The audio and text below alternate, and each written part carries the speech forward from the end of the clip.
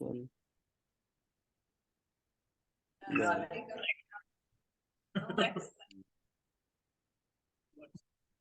wait. All right, there we go. Siri. Oh, can you see the reading here? Can you see the print here? Are too small. Can you see? Maybe a little bigger.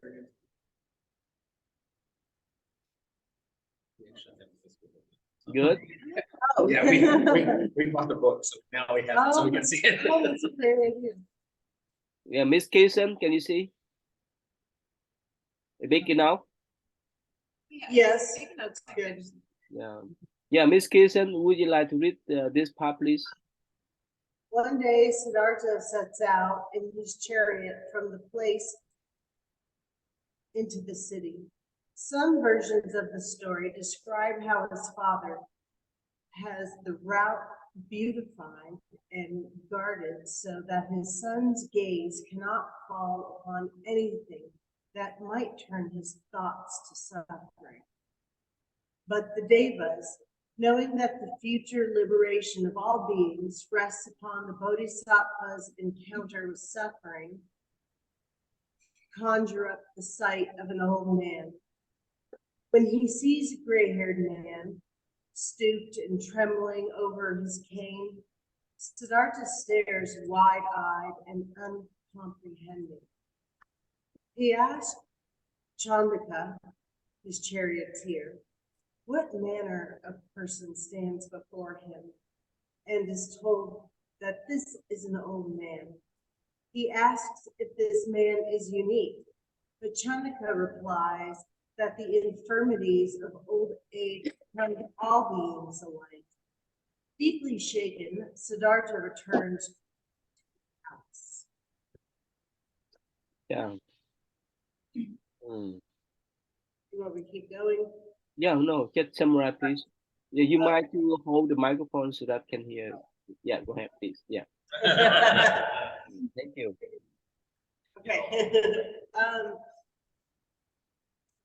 So he leaves the palace, and of course the father attempted to keep him from seeing these sights of suffering, but the Devas knew that the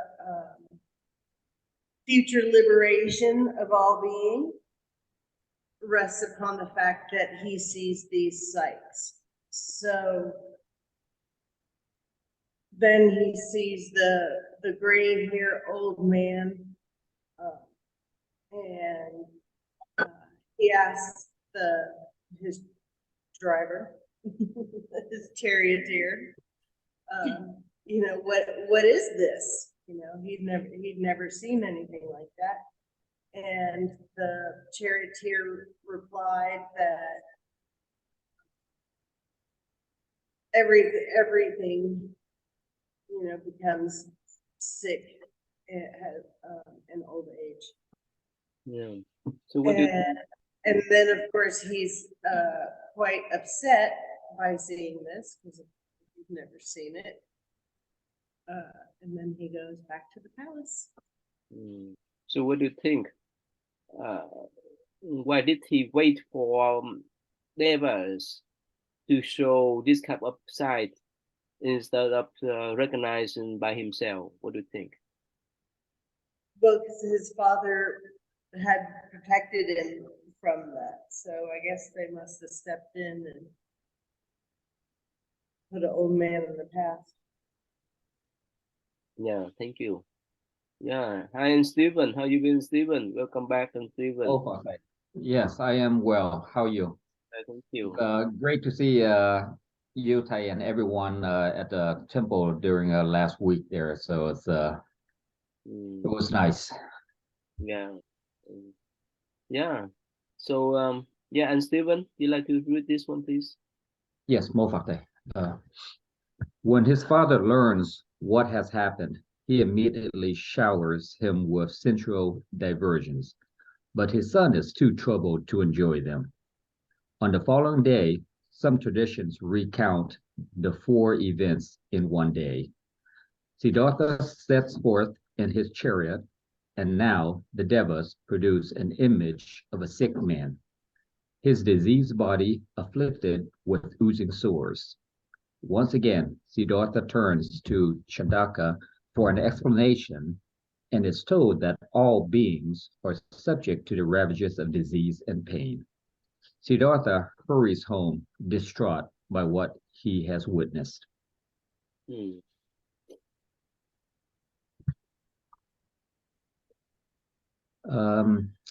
Based on that, I believe his father was just basically trying to divert him to showing him that there is no pain or no suffering with, and then of course to I guess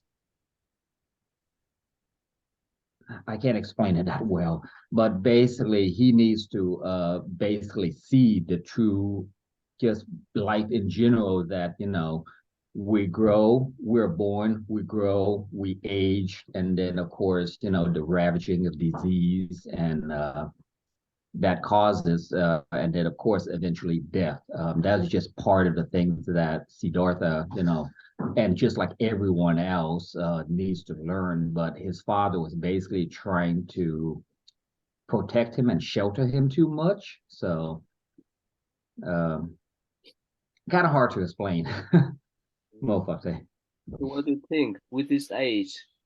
You have seen many people who pass away, right? Yes, I've seen a lot of things, and the weirdest thing is that somehow, even growing up, I understand that things happens.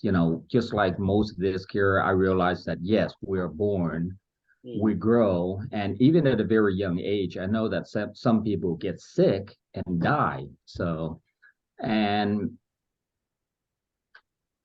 it's not kind of hard to explain to how I just kind of like accepted just life in general, that that's what happening.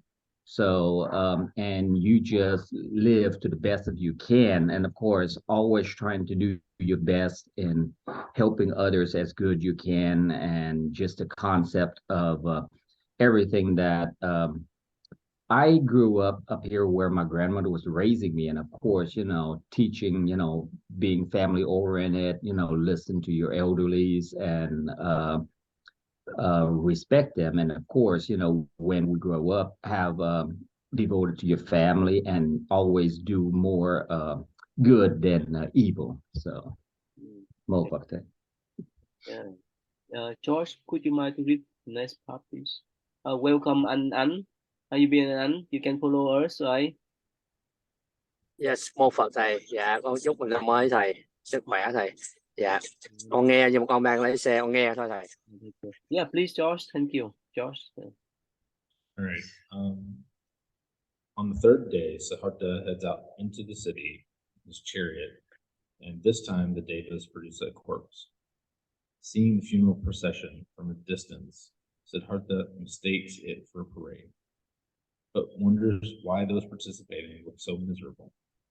Chandaka explains that the man has died, and that death is the inevitable fate of all beings. Still more deeply troubled, Siddhartha returns quickly to the palace. So it's the first time he sees death. He's been sheltered from knowing that and sort of the impermanence of life. Yeah. So what do you think? Most people are afraid of death, right? Most people, they don't want to talk about the death, right? I just want to talk anything about the beautiful life. Everything is beautiful, everything is progress, but they want to talk about that. So, but somehow this type of image, right, that Siddhartha saw, he recognized us. That happened to everyone, regardless of who we are. So, what do you think, George? In this kind of, that in our society, we don't want to talk about that, and but when that comes, it's just frightened. No, for me, I've always, this is a thing that we've talked about a lot of times. I find like funeral traditions strange, especially sort of like in the traditional American funeral, because it's all about like, oh, they're not really dead, they're going somewhere else, and you know, you'll see them again, and it's very like, we're not going to talk about what really happened. We're just gonna move on and try to do things. It's always been strange. Even as a kid, I was like, this is odd. So it's been a thing that I've kind of struggled with. Yeah, one of the things in Buddhist view is that most of the time when someone passed away, they may come back in one form or others, right? Because energy never lost. Right? But in our tradition, it say that whether either you go up forever or you down forever, right? But in Buddhism, you go with the cycle. What do you think, George? Is that the hope to see someone that you love? The hope that they come back to see you again? Oh yeah, for sure. Like definitely.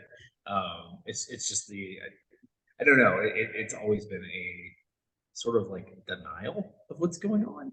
That always bothered me. I don't know. It's just a lifelong thing. Every time I go to a funeral, I'm like, this is weird. Yeah, let's say when you're 80, 100 and so forth, whether you go first or Kayla, you go first, what one day you go back and see each other, right? Oh yeah. Yeah. Okay, yeah. Kelly, can you read next, please? Thank you. On his fourth and final excursion from the palace, the Devas create an image of a wandering renunciant, whose tranquil and composed face captures the gaze of the deeply agitated Bodhisattva. Chandaka explains that this is a person who has gained equanimity by renouncing the cares of the world. Immediately, Siddhartha resolves to follow his example. After seeing all these things that upset him, he finally sees someone who is tranquil and who's happy by giving up, you know, the things in the world. So what do you think? Without seeing this side, would you think that Siddhartha may have given up everything? May have or then he may have that kind of depressive feeling. That's mean no hope there, because we born Asian and dead. So there's no hope there. What do you think about this side? If he did not see this side, what do you think? I think he saw two sides of something. He saw like the worst, the sickness and death, and then he saw like someone who was truly happy and tranquil and at peace. And so if he hadn't seen both sides of that balance, it would have tipped, you know, to a negative side. So he needed to see that tranquility. So what do you think in our life, right? Most people, they fight for everything, right? But one day we have to go. What do you think? For people that they always fighting for power, properties and so forth. Yeah, they're not really happy. Yeah. Okay, thank you. Ivan, can you read next, please, Ivan? Thank you. Okay, this one here. Let me this is over here. I'm sorry. He's trying. Oh, here. Yeah, go ahead, Ivan. Can you read this one, please? The Dancing Girls. Many important themes and tensions in Buddhist tradition can be illustrated by the account of Siddhartha and the Dancing Girls. See main text. A central insight of the Buddhist teaching that the human body and its attendant sensual pleasures are transient is graphically illustrated here. The account also exemplifies specifically male attitudes towards women that reflect gender inequality in ancient Indian society. See page 50. Variations of this episode occur elsewhere in the Buddhist literature. For example, in the story of the household Yasha, whose similar spiritual awakening at the sight of sleeping women was prefigured by an incident in a past life when he had cremated the corpse of a pregnant woman and had been filled with a sense of disgust at the body's impurity. Okay. Yeah. Can you just hold the microphone up? Yeah. What do you think about this? I find it interesting. They're referencing this idea of gender inequality, male attitudes to women. One is superior than the other in context of time and space of where this is written, also of the past. But also to like, right, that ending of Yasha of how much the past life dictated the occurrence or interactions to the current life or manifestation. Okay. Yeah. Yeah. Thank you. Yeah. Miss Kirsten, can you read this story? This one, please.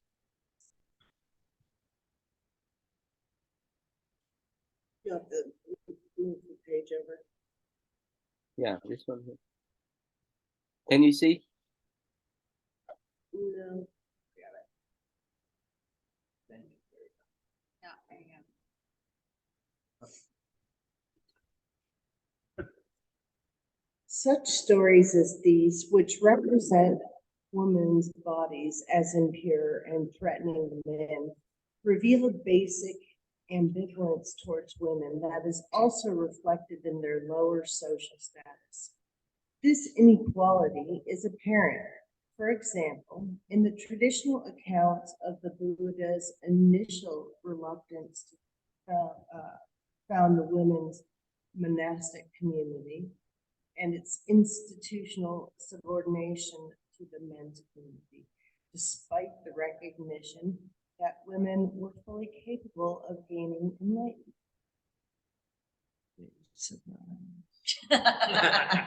Yeah. So what do you think?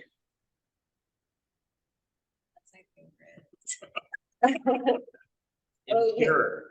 Well, I do have some like hippy dippy ideas about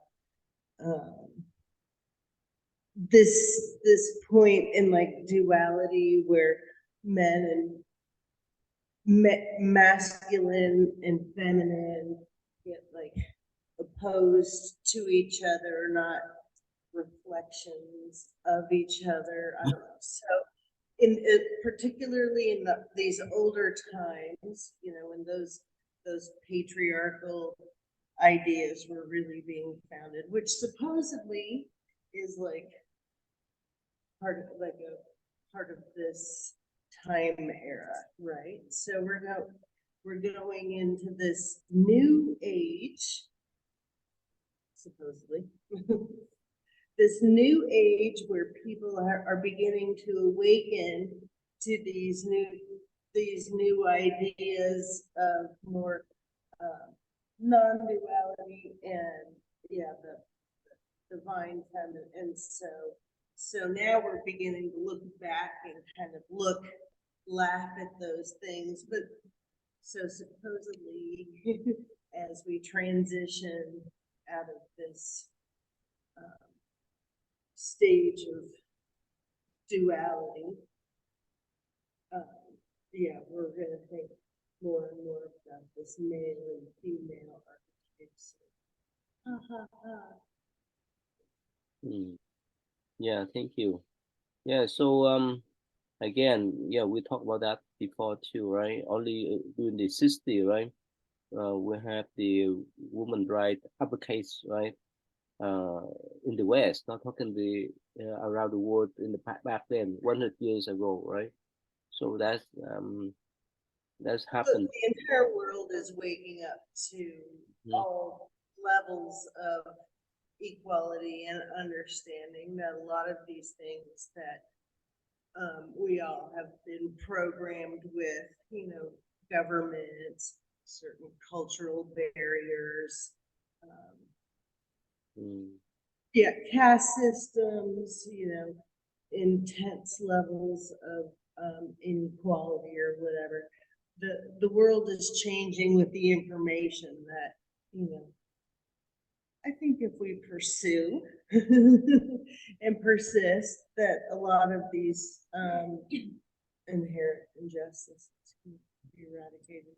Yeah, but we still have this problem because, you know, it says, you know, women's bodies threaten men. And Can then, you move microphone, please?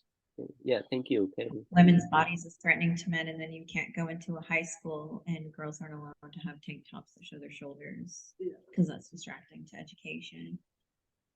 So as much as we've moved forward, we've There's not still a moved lot, forward there's enough. still, yeah. Yeah, and Nan, you want to say anything about this this subject? About women's rights in the East and the West? You want to share anything? No, this when we mentioned this, when I went to college, probably back in the 20s, not 20 years ago, 30 years ago, and I remember I was in I was brought up as a Buddhist tradition. I went to like a private Lutheran college, and I have to take some classes. So one year I took a class where I have to write a paper about gender. And I remember I have to research about the female Buddha, which is the Phật Bà Quan Âm, right? And at that time, I'm not as familiar with a lot of deeper sutras and so on and so forth.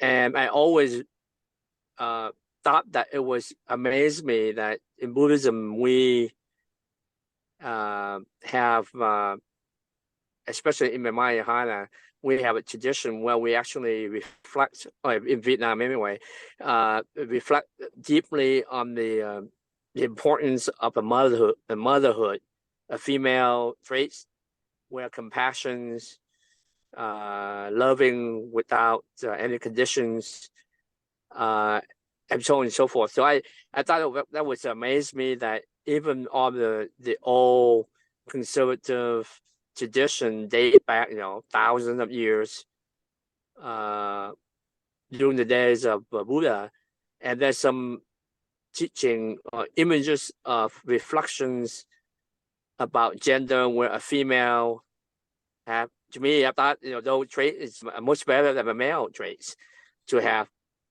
So I would reflect on that at that time. But now I start to realize the idea of deeper understanding Buddhism, the male and female is just what we call male and female. But in fact, and you can correct me, Thai, whether not the what we call female Buddha, the Phật Bà Quan Âm, really a female person, or it's just the image that we call a female, So that's my comments on it. It's just a reflection as we talk about this topic.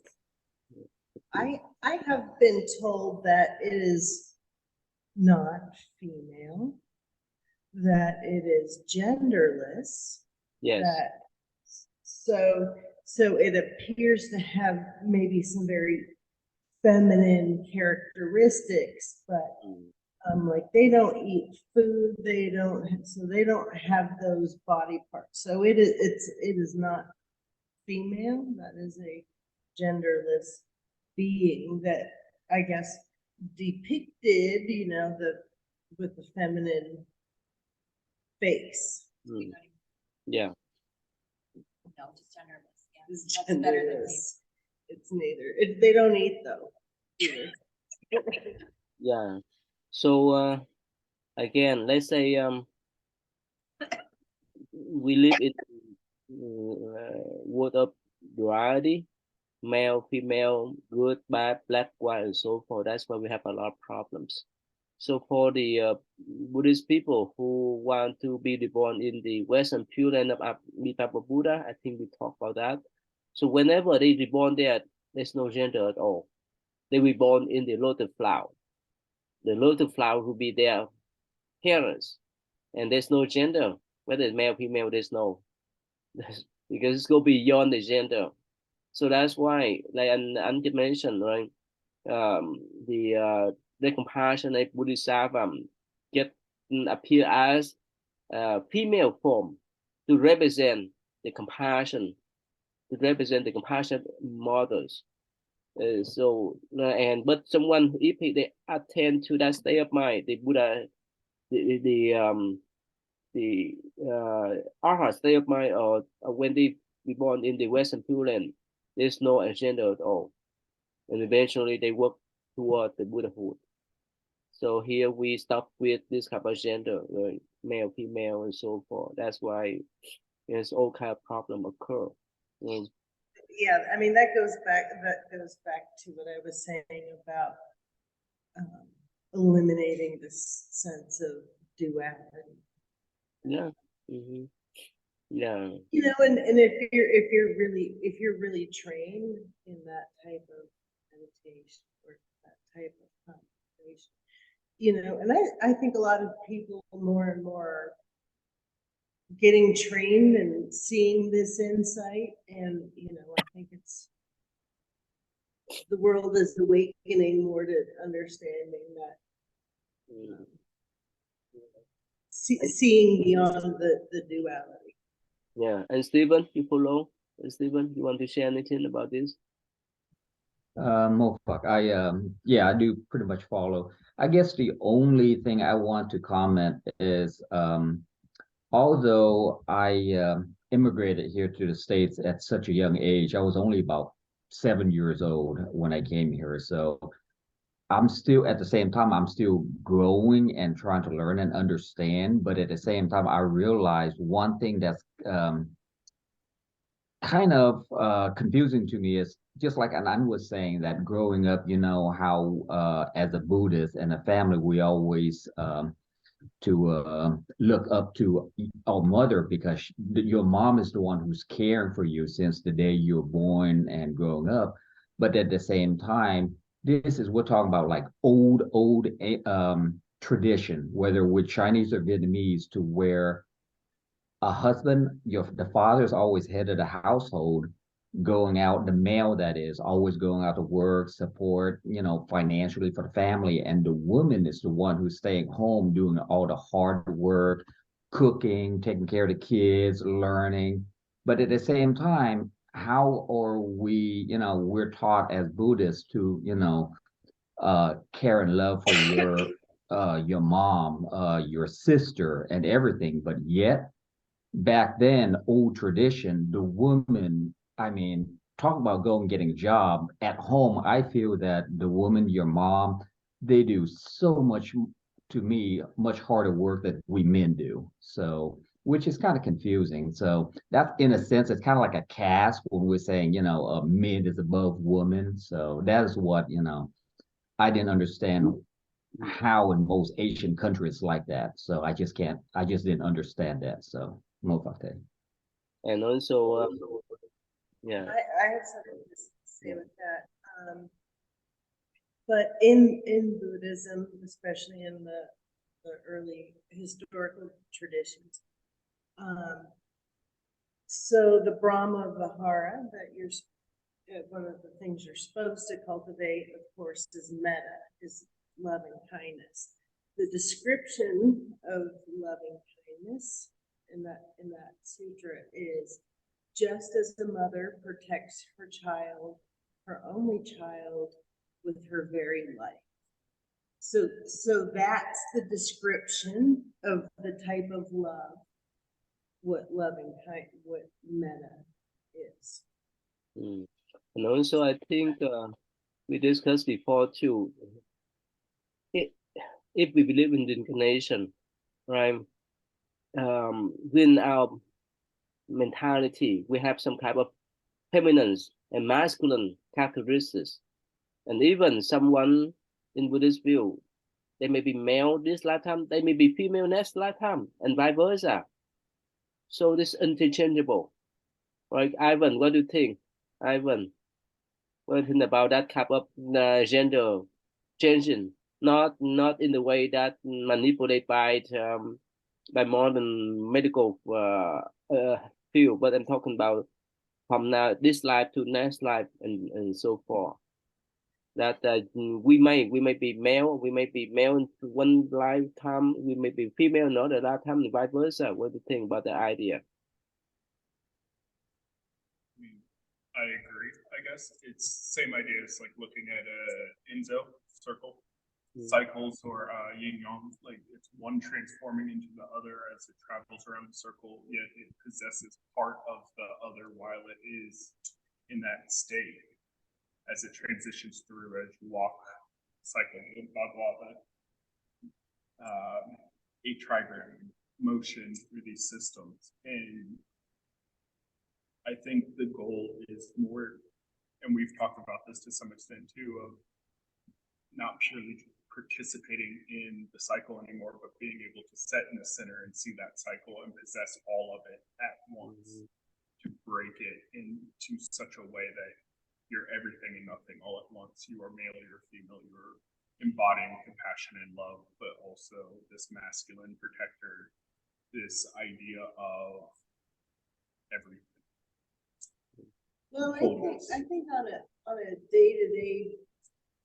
day-to-day basis, everybody can look at their own behavior and what they're doing with their time and really see the difference between them bringing a masculine energy to something or bringing a feminine energy to something. Do you have a different energy when you're,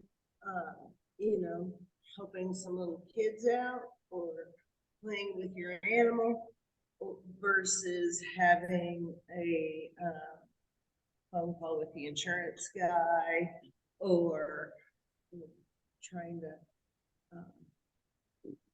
negotiate something? Like, I think we can all see that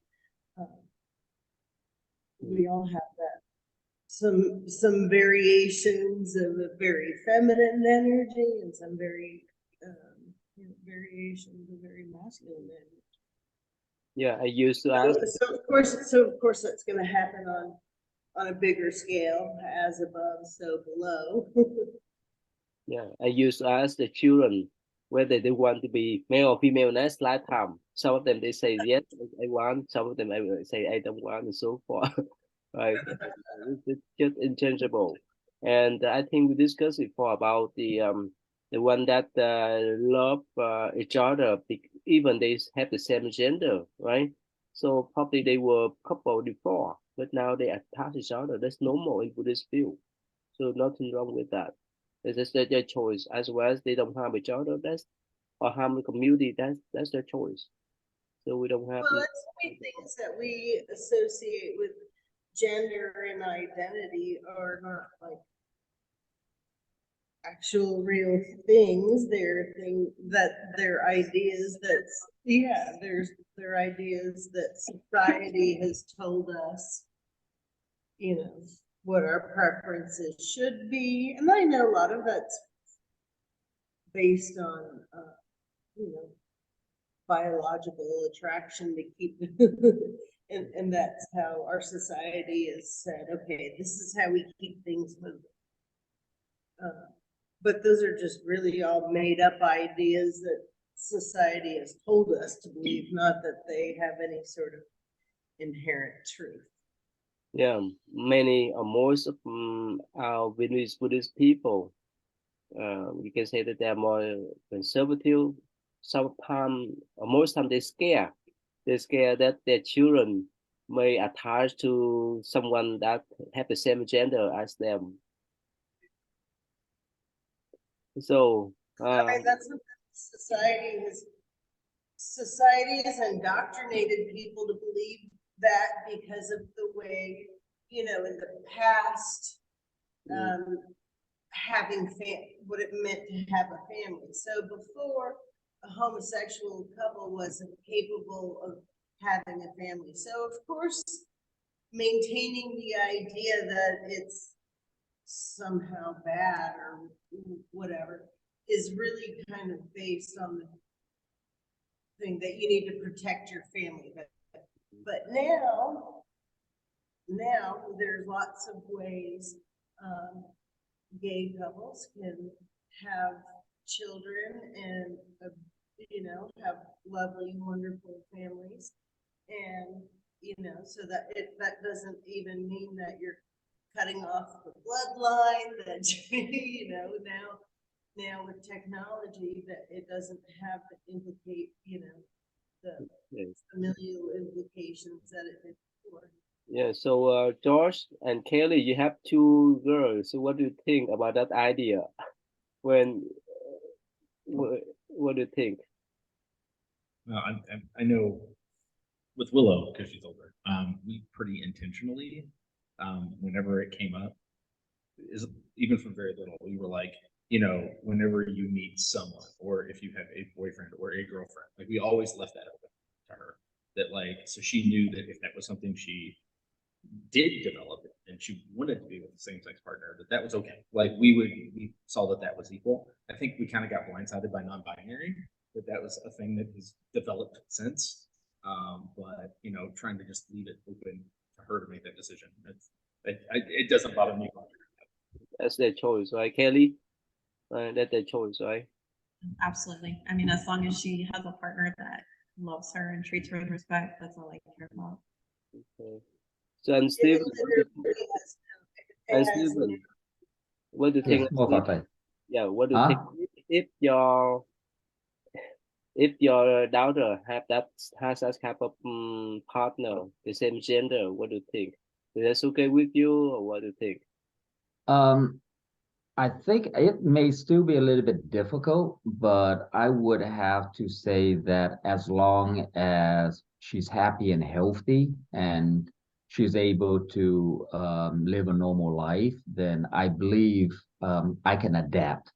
At the beginning, after that, it will probably be hard for me because of how I was raised by, like I said, remember how our old culture and everything.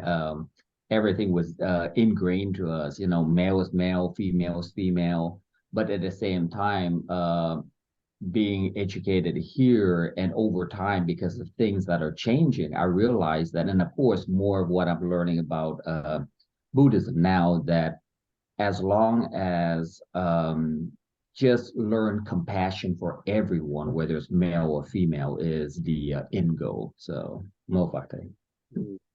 Yeah, Anand, what do you think, Anand?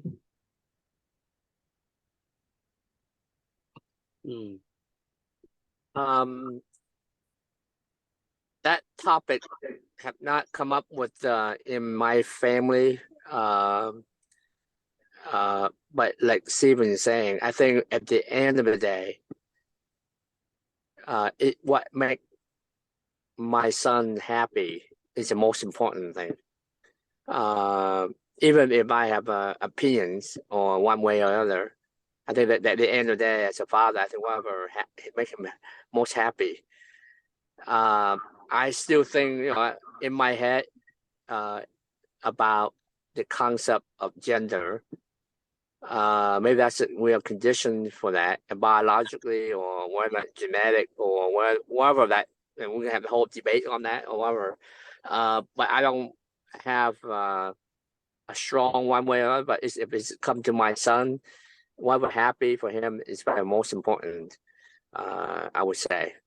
Yeah. But I cannot force somebody to choose one direction or the other. But let's say your parents, it's not easy for them to accept now, right?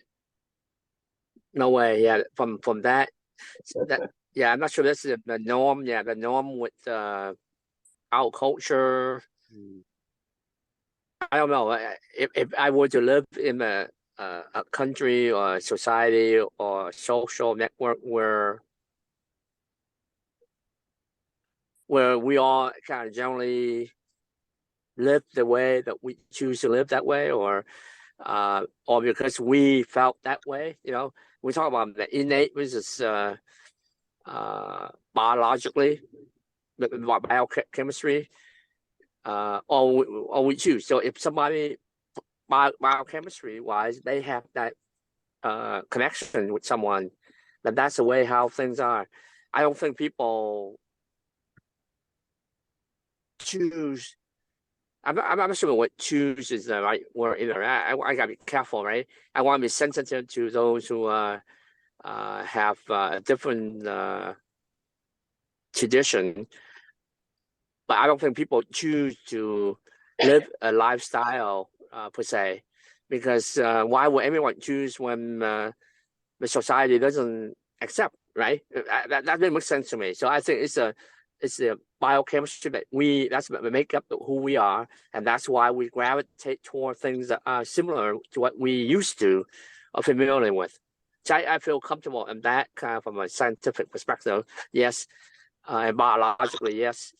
So that's my kind of perspective on it. Thank you. Yeah, Miss Kirsten, you want to say anything more? Well, biologically, it also exists in a lot of animal species, so it's not like it's just humans that have this behavior.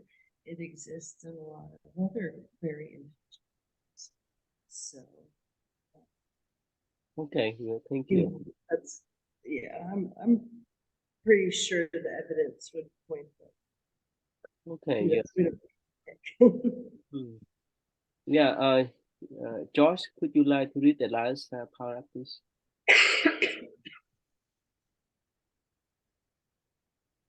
It seems likely that the ongoing dialogue and tensions about appropriate roles for Buddhist men and women will take on additional force and complexity as Buddhist communities become more widely established in the West, and its possibilities for global communication increase. Yeah, basically the conversation we're having right now, that the society is changing. So how we're interpreting this stuff based on what now is. Okay, yeah, this one, sorry, I think, yeah, and Stephen, can you read this one, please? This is the last one. Yes, Mofate. When Siddhartha returns to the palace, he is surrounded by beautiful women who play enchanting music and dance before him. When he falls asleep, they lay down to rest. After a time, the Bodhisattva awakes and gazes upon the sleeping women. Some of them are drooling, others snoring and grinding their teeth. Suddenly, the women, whom he had once seen as sexually arousing, appear to him like corpses strewn about a charnel ground, prefiguring his future moment of enlightenment. Beneath the Bodhi tree, the Bodhisattva awakens to the profoundest truths about the nature of human experience. Everything before him speaks of transience, suffering, and death.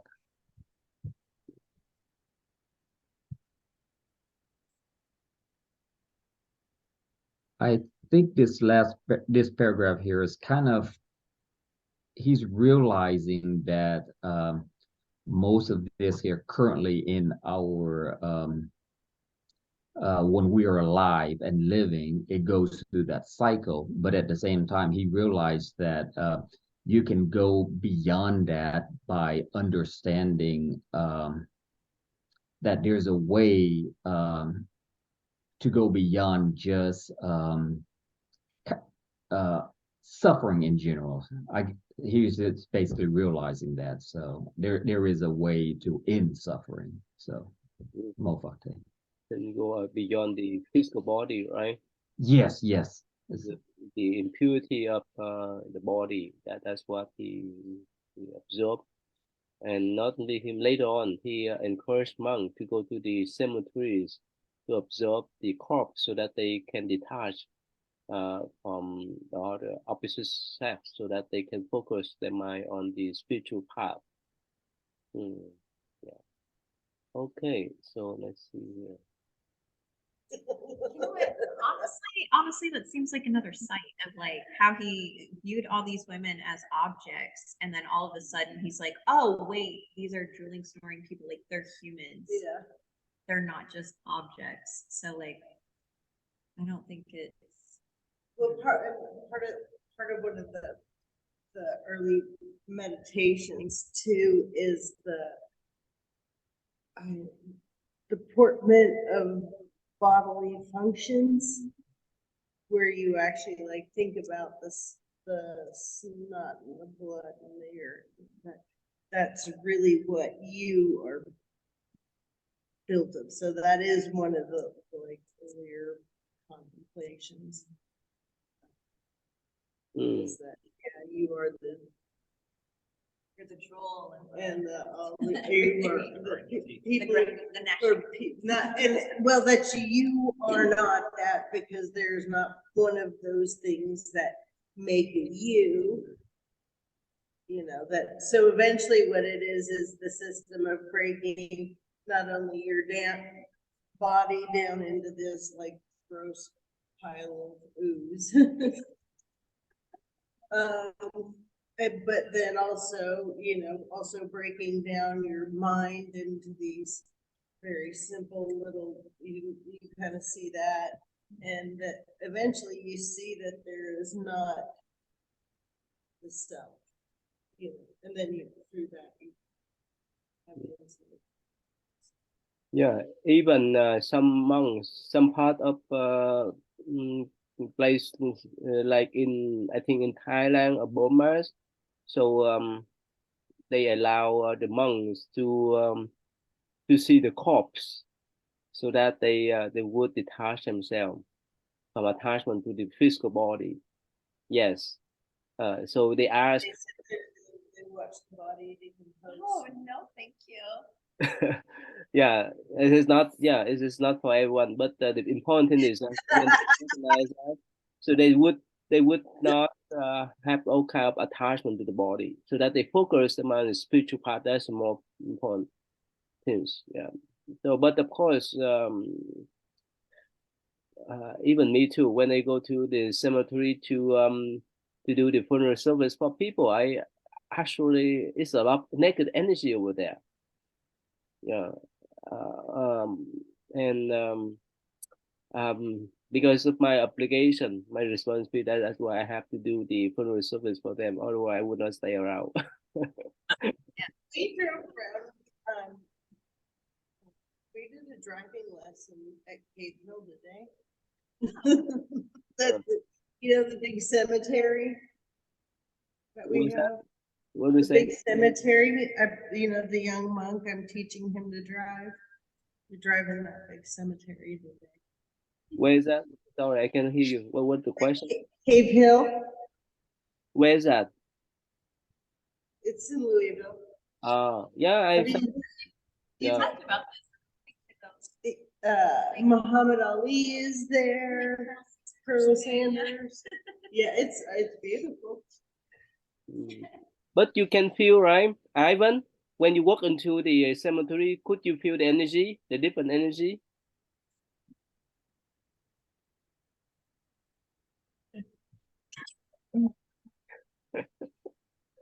Could you recognize? When you said when you mentioned you feel the different, yeah, the probably different energy. I'm just kind of curious.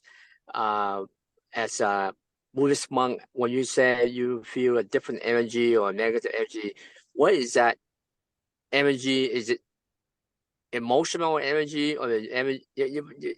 I don't have a good sense of it. To say when you say negative energy, what does that mean? As a Buddhist monk, like is it more?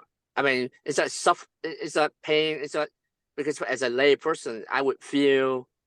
I don't know how I feel. When I go to the cemetery, I feel sad. I feel low. I feel down. I feel people who are suffering.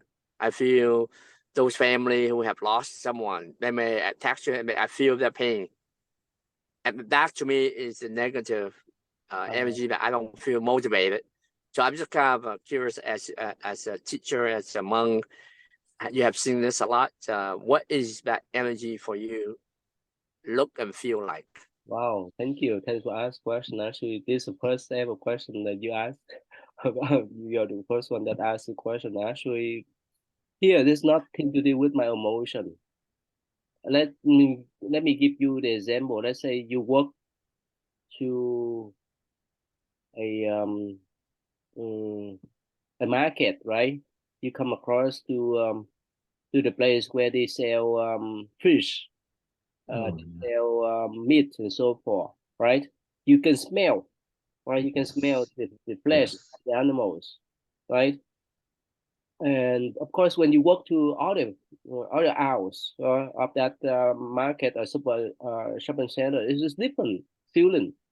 Feeling here is just nothing to do with your emotion, but you can recognize, you can feel that kind of uh, that heavy energy inside your mind.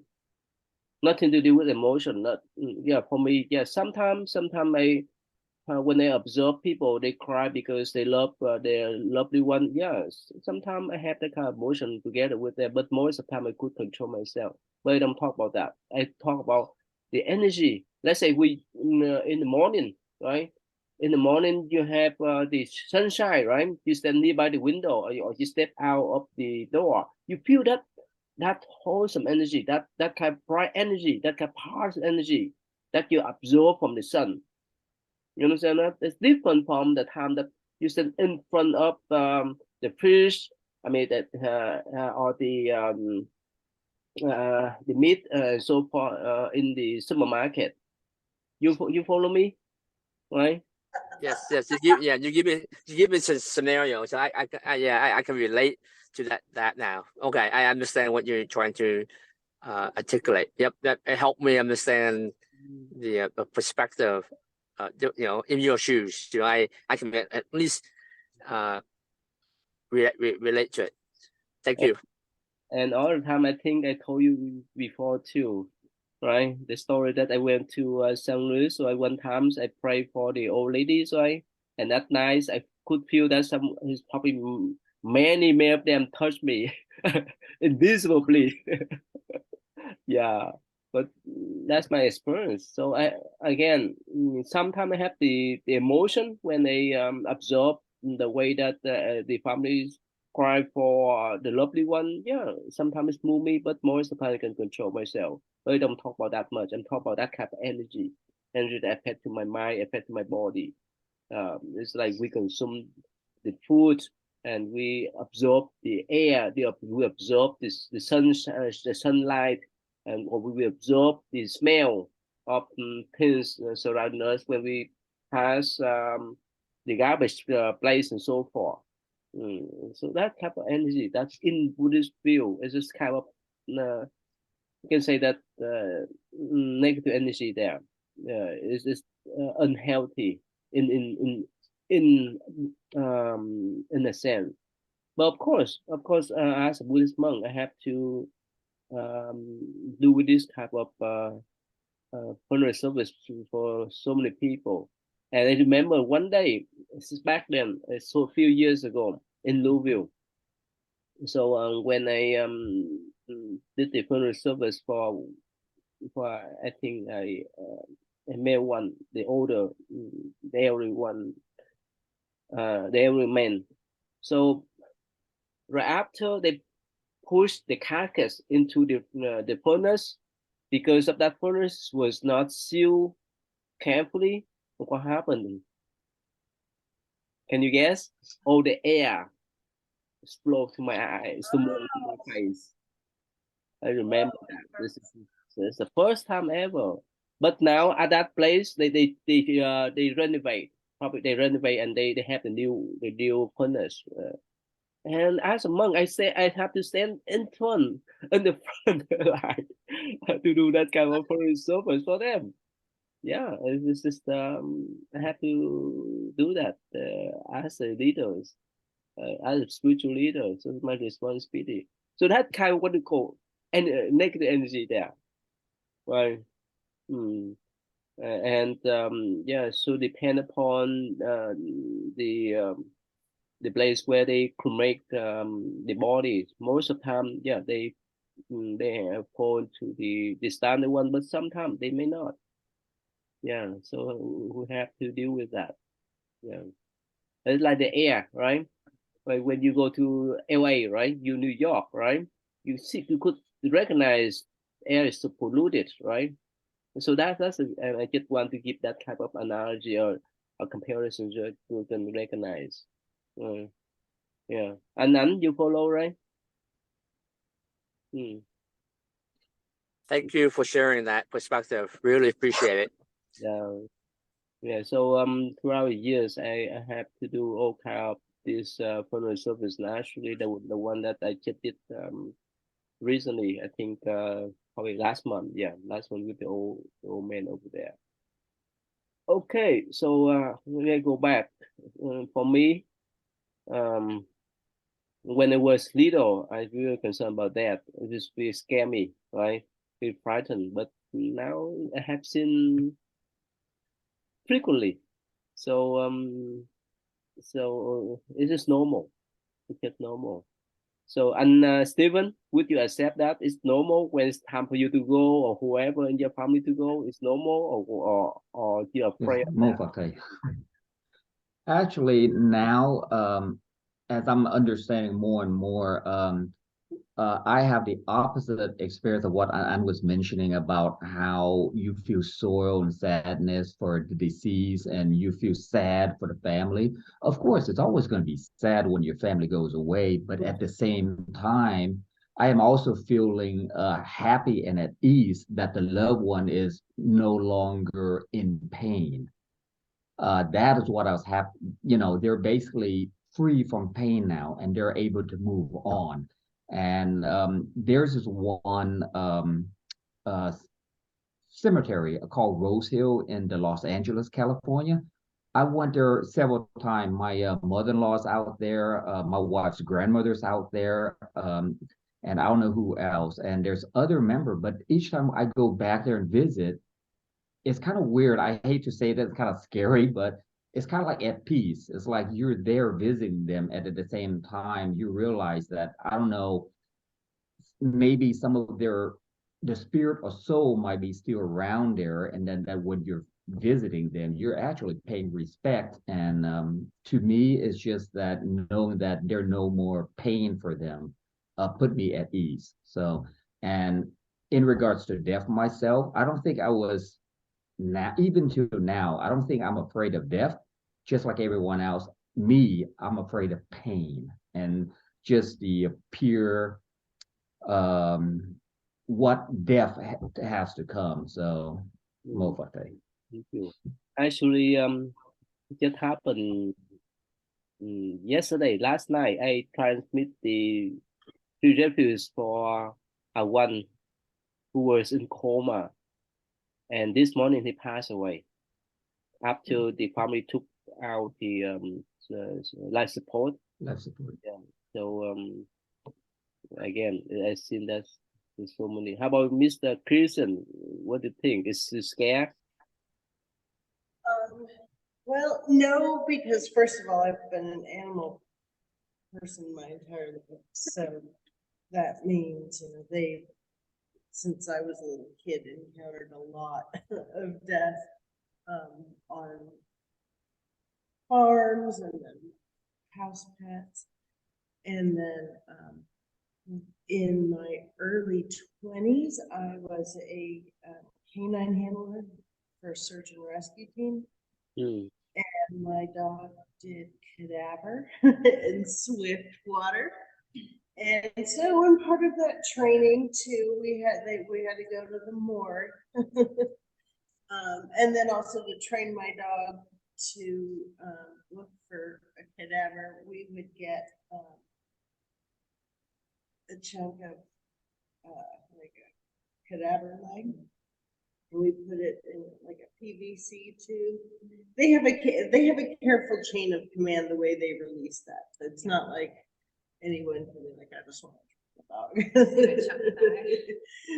But it does start with getting the dog excited by teaching the dog to just fetch it and really fall in love with that smell and get the dog really attached to find, building high reward in finding that. So anyways, and of course, so 80% of what you come up with on the field when you do that is deceased. So, we were carefully prepared. And so I did do that for a while. And for whatever reason, now recently, I guess chanting at funerals and Buddhist ceremonies is now something I'm doing regularly. Not that I chose, not that I chose that, it's just keeps happening or whatever. Okay, thank you. And yeah, please. I'm scared. Yeah, and yeah. Yeah, thầy mentioned about the passing of the elderly man. He was in coma, and then the family withdrawn the life support. Yeah. I'm just kind of trying to understand the teaching of Buddha in Buddhism regarding this kind of area.